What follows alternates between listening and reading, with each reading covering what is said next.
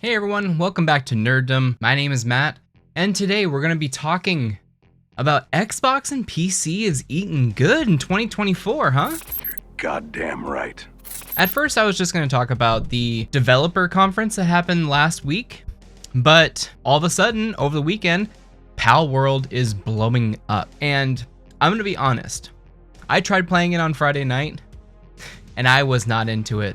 I did not want to build, I did not want to craft, I don't want to gather resources again. I've played Ark, I've played 7 Days to Die, I've played all these games, and I've done it so many times that I really did not want to have that experience again. But my girlfriend and I gave it a really good chance over the weekend, and I can say that it actually does have its hooks in me. It is addicting. There is something to it that it's not as hardcore as the other gathering, building games. It is really lenient, and you have a lot of resources all over the place. So it's not too bad in that regard. And I did see a video that said it is Pokemon mixed with Valheim, mixed with some Fortnite. The list goes on and on, really, that its influences are. I even saw some parachuting straight up from Legend of Zelda. So Nintendo fans are pretty not happy right now. It also seems like PlayStation fans aren't too happy right now because this game is only on PC and Xbox. It's even included in Xbox Game Pass. So if you're a Game Pass person, you're probably playing this game right now. Now it is in early access, so there are bugs. It is glitchy, frame drops, server issues, all the above things are happening, but there is something to this formula that, like I said, has its hooks in me. I'm going to give major props to the developer because it looks like they finally have cracked the code in something that is a really good gameplay loop. And again, to be super honest, I didn't want to play this game. I saw crafting and I was actually very mad that I had to do crafting or anything like that. I did not want to do that kind of thing. So it really does mean a lot that I gave it a second chance and then I'm actually enjoying my experience there. And to see it go past 1 million concurrent players on Steam alone is pretty crazy. I think a lot of people are having a great time with it. So this may be one of the biggest surprises of the year, and it's only January. So again, props to the developer on that one. They're doing a pretty good job trying to keep up with everything. And it is an interesting world. I was detailing to my girlfriend how when you look at the horizon and you see things in the distance, it makes you want to go explore. Now, the comparison that I'm seeing a lot is Pokemon games. And the last game I played was, I believe, Sword or Shield on the Switch. And those worlds were not interesting. I only played maybe a couple of hours, but the world is very flat to me. There's nothing really to explore. Maybe I didn't get far enough into the game. I don't know, but it didn't get its hooks into me. This one though, with the building, with the capturing, with the collecting, with the management, with the combat, it's all kind of clicking. So again, big props to them, and I hope everyone's having a great time. But the interesting part, like I said, is the PlayStation and Nintendo fans. They're not happy that they're not getting this experience. Now, this has been a tale as old as time. Different consoles, different platforms have different exclusives. Back in 2008, I could not play Metal Gear Solid 4 on my Xbox 360. I had to pay $600.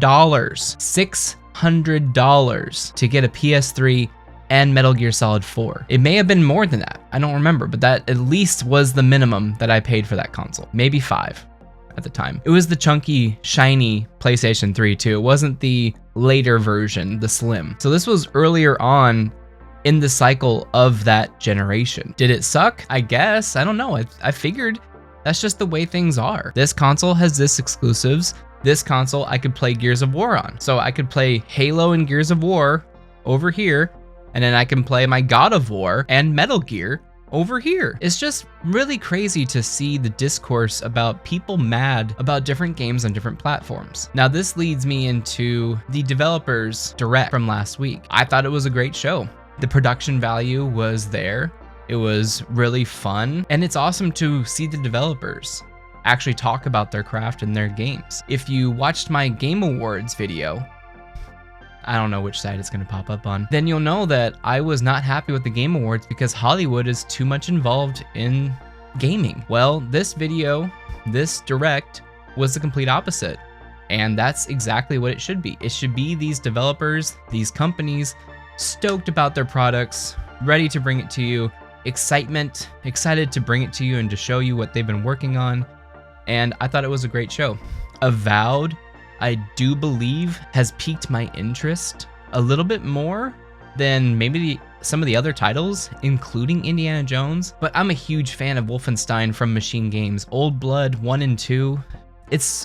I love those games. I played them back when I was streaming on Twitch, and they're so much fun. Something about mowing them down and the weapons, and I really do hope that they capture some of that in the Indiana Jones game. And what we saw from it looks fun.